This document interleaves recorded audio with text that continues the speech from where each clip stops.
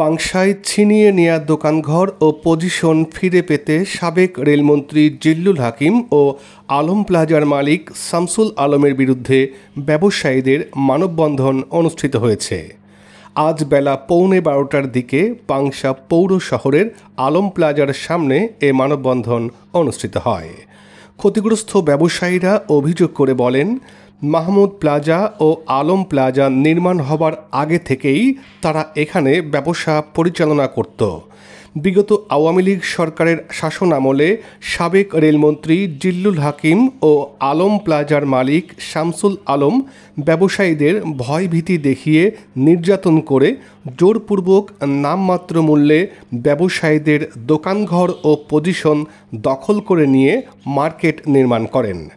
জোরপূর্বক দখলকৃত দোকানঘর ও পজিশন আমরা ফেরত পেতে চাই। এ মানববন্ধনে উপস্থিত ছিলেন পাংশা শিল্প ও বণিক সমিতির সভাপতি বাহারাম হোসেন সর্দার, সাধারণ সম্পাদক দেলোয়ার সর্দার ও বণিক সমিতির অন্যান্য নেতৃবৃন্দ সহ ক্ষতিগ্রস্ত ব্যবসায়ীগণ। তাদের যে ন্যায্য দাবি তা থেকে বঞ্চিত হয়ে আমরা কিন্তু আপনাদের আর বেশি দিন সময় দেব না। আমরা পুরো বণিক সমিতি তাদের সাথে থাকবো, আছি এবং এর শেষ দেখে দেবো ইনশাল্লাহ। আমি এই কথা বলে আজকে যে সাংবাদিক ভাইরা এখানে আসছেন তাদেরকে ধন্যবাদ জানিয়ে আমি আমার বক্তব্য শেষ করছি।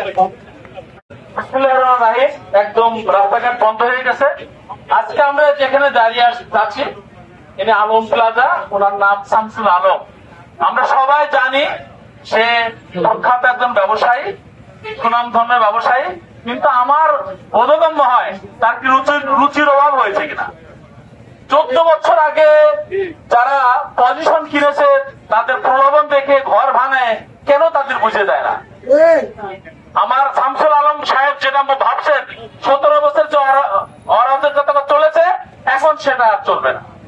তাই বলি, অতি সত্ত্বর যাদের কাছ থেকে কাগজ দিয়েছে যাচাই বাছাই করে তাদের পজিশন বুঝে দেবে। আমরা কিন্তু দেখেছি, অনেক দেখেছি, আর দেখবো না।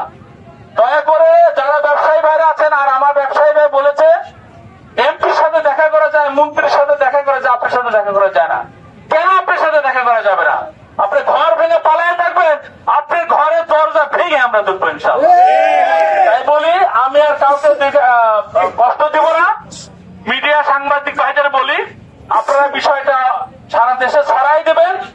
আমাদের দেখা দেখে সারা বাংলাদেশে যারা এই কুচক্রী মহল আছে তারা যেন এটাতে শিক্ষা পায় এবং এই দুঃসাহস দেখাতে যেন আর না পারে।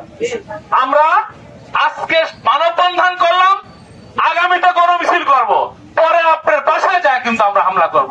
কারণ আমরা পজিশন কিনেছি রুজির জন্য। আমি না খেয়ে আপনার অট্টালিকায় থাকবেন, সেটা আমরা হতে দেবেন ইনশাআল্লাহ। আমরা বলবো আপনার শুভবুদ্ধি উদয় হোক এবং অতি সত্তর পজিশন বুঝে দেবেন।